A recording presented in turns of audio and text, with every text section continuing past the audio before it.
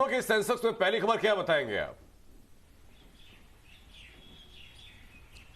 बिल्कुल, आज सभा में हुए हंगामे का जो असर है वो खत्म होने का नाम नहीं ले रहा।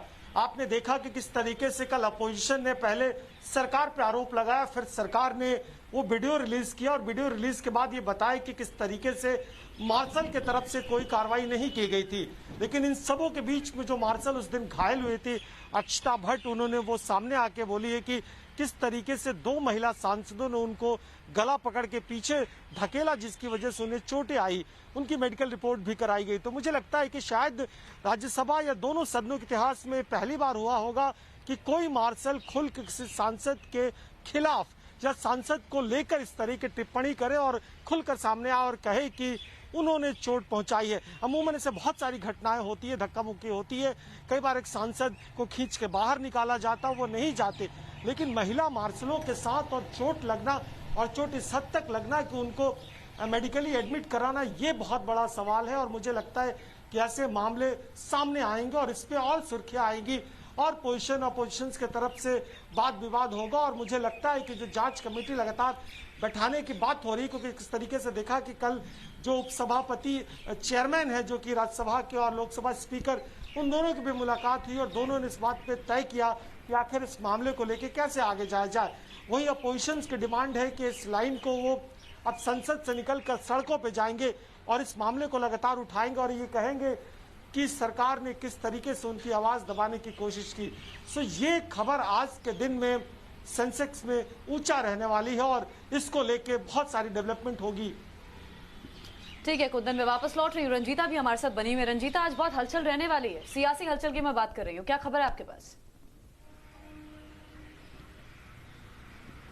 बिल्कुल, सियासी हलचल जो है, जो कुंदन ने बताया हमारे सहयोगी ने, कि जिस तरह से राज्यसभा में मार्शल और जो कांग्रेस की जो नेता है, सांसद है, उन्होंने किस तरह से धक्का मुक्की की। लेकिन एक तरफ जहां संसद में सरकार के खिलाफ कांग्रेस ने मोर्चा खोल दिया है, वहीं दूसरी तरफ ट्विटर के खिलाफ भी कांग्रेस ने मोर्चा खोल दिया है। ये कहानी तब से शुरू हुई जब राहुल गांधी का ट्विटर हैंडल ट्विटर इंडिया ने इस बात से ब्लॉक किया, क्योंकि शिकायत ये की गई थी एनसीपीसीआर की तरफ से कि एक नाबालिग बच्ची के साथ हुए दुष्कर्म के बाद उनके परिजनों से मिलने गए राहुल गांधी ने उनके परिजनों की पहचान ट्विटर के माध्यम से, सोशल मीडिया के माध्यम से उजागर की है, जो कि गलत है, नियम का उल्लंघन है, कानूनी तौर पर गलत है। और उसके बाद कार्रवाई राहुल गांधी के ट्विटर हैंडल पर किया गया, सस्पेंड कर दिया गया उसे। जिसके बाद लगातार कांग्रेस के अलग अलग नेताओं के, कांग्रेस के अलग अलग जो प्रदेश के जो ट्विटर हैंडल है, ये भी कहा जा रहा है, जो खबरें हैं कि कांग्रेस का जो अपना आधिकारिक ट्विटर हैंडल है उसको भी ब्लॉक कर दिया गया है। इसके खिलाफ कांग्रेस ने अब ट्विटर के खिलाफ ही जंग छेड़ दिया है। आप देख सकते हैं किस तरह से ट्विटर पर अलग अलग नेताओं ने राहुल गांधी का प्रोफाइल पिक अपने ट्विटर पर लगा लिया है। प्रियंका गांधी वाड्रा की बात करें, यूथ कांग्रेस के अध्यक्ष बीवी श्रीनिवास की बात की जाए, तो ये एक मुहिम ट्विटर के खिलाफ कांग्रेस ने शुरू कर दिया है। सूत्रों का ये कहना है कि अगर ट्विटर अपनी कार्रवाई को नहीं रोकती और इसी तरह से कांग्रेस का जो ट्विटर हैंडल है या नेताओं का ट्विटर हैंडल उसको ब्लॉक करने का सिलसिला खत्म नहीं करती है, तो कांग्रेस इसमें कानूनी कदम भी उठा सकती है। इस तरह के भी जो ऑप्शन है वो खुले हुए हैं और हमारे सूत्र बता रहे हैं कि कांग्रेस इस तरह की भी तैयारी कर रही है। हालांकि कुछ जो नेता है उनके ट्विटर हैंडल को खोल दिया गया है, लेकिन राहुल गांधी के ट्विटर हैंडल को लेकर किस तरह का फैसला ट्विटर इंडिया ने किया है, क्या रणनीति है, किस तरह के जवाब राहुल गांधी से मांगे हैं, ये अब भी खबरों में बना हुआ है। रंजीता, मैं ये भी जानना चाहूंगा आपसे कि कांग्रेस के कई नेताओं के अकाउंट्स को सस्पेंड किया गया, कई ऑफिशियल अकाउंट्स को सस्पेंड किया गया, कुल कितने अकाउंट हैं ऐसे? देखिए, रिकॉर्ड के मुताबिक 22 से ज्यादा जो कांग्रेस के नेता हैं उनके ट्विटर हैंडल को सस्पेंड किया गया है, टेम्पररी तौर पर सस्पेंड किया गया, लॉक किया गया है। और 7 ऐसे अलग अलग राज्यों में कांग्रेस के जो प्रदेश के ट्विटर हैंडल है, ऑफिशियल ट्विटर हैंडल है, उनको ब्लॉक किया गया है आईएनसी इंडिया का जो ट्विटर हैंडल है उसके साथ। तो ये कार्रवाई ट्विटर की तरफ से किया गया है और दलील यही ट्विटर इंडिया की तरफ से दी जा रही है कि इन तमाम ट्विटर हैंडल से जो नाबालिग बच्ची के साथ दुष्कर्म हुआ, उनके परिजनों के जो तस्वीरें हैं वो साझा की गई थी।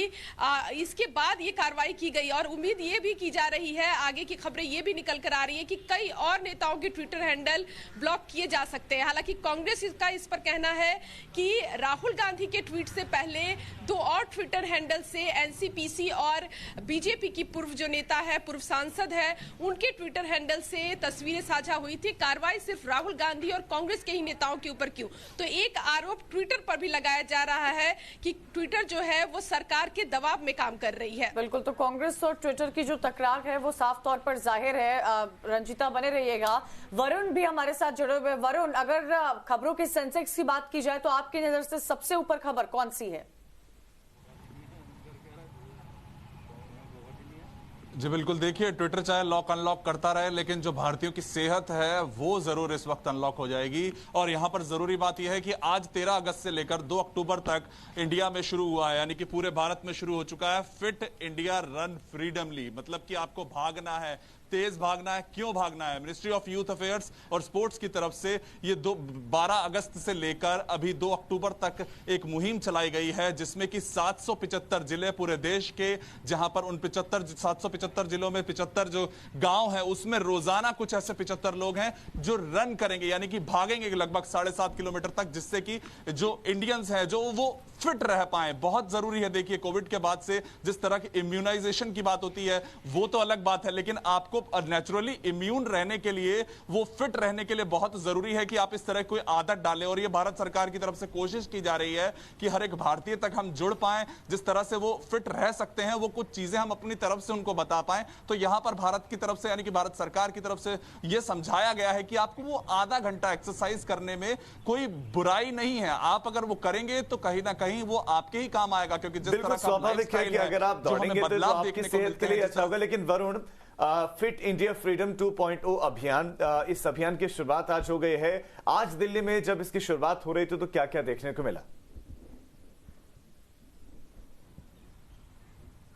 जी बिल्कुल, देखिए इसमें ये सबसे जरूरी, वही मैं बात बता रहा हूं कि वो हर जगह, इसमें हर एक इंडिया के जो 755 डिस्ट्रिक्ट्स हैं, सब जगह से लोगों को जोड़ा गया। सब वीडियो कॉन्फ्रेंसिंग के जरिए भी जुड़े हुए थे और वहां पर भी आज शाम सुबह 8:30 बजे वो रन किया गया है। और अनुराग ठाकुर यहाँ पे जो केंद्रीय मंत्री हैं, उन्होंने इसको फ्लैग दिखाया और ये समझाने की कोशिश करी कि अब वो फिटनेस पर ध्यान देना बहुत जरूरी है और कोविड के बाद ये सबसे जरूरी हो जाता है। और इसमें अहम बात यह है कि 13 अगस्त से लेकर अगर 2 अक्टूबर तक रोजाना हम इस आदत को बना लेते हैं और वो आधे घंटे की आदत, अगर भारतीयों में कितने भी प्रतिशत भारतीय हैं जो इसको मुहिम को समझते हैं, तो वो बहुत अच्छा एक साइन होगा, क्योंकि वो समझा जा रहा है कि अब वो फिटनेस कितनी जरूरी है। और यहां पर भारत सरकार की तरफ से यही कोशिशें हैं कि उसको आगे बढ़ाया जाए और हर एक भारतीय तक पहुंचा जाए और उसकी अहमियत को समझा जाए कि फिट रहना कितना जरूरी है।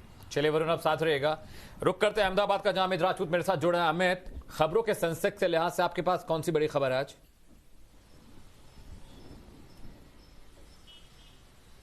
देखिए, आज देश के लिए एक बड़ी पॉलिसी जो है, नई स्क्रैप पॉलिसी जो है, वो प्रधानमंत्री नरेंद्र मोदी वर्चुअली उसका लोकार्पण करेंगे, शुरुआत कराएंगे।